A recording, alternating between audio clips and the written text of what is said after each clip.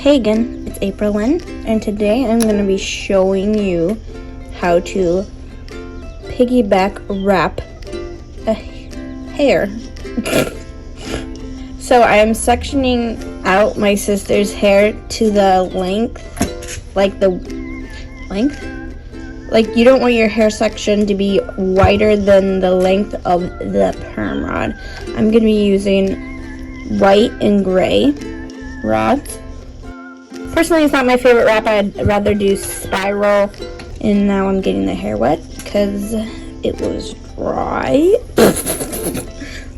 First, I'm going to start with the smaller rod, which was gray. See, I was measuring just to make sure that the width of the hair was the same. Now I'm sectioning off another piece of hair, and you don't want it to be thicker than the base of the perm. So I'm going to start halfway up the hair and twist the extra hair over, and then twist all the way down to the bottom and secure with the cap over top, if that made any sense.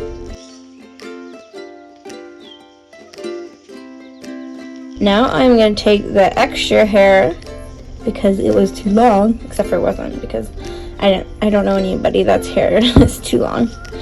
Taking the end paper all the way up to the top and taking the white rod and twisting it all the way down, but the opposite direction so it doesn't interfere with the curl pattern.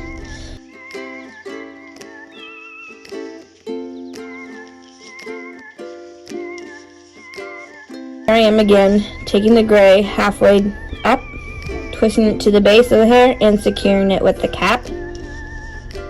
And you want to put the elastic close to the scalp, but not too, not overly close. Now I'm taking the extra hair and wrapping it the other direction to the perm rod. And it was kind of hard for me to remember which way to wrap because I spaced and didn't pay attention.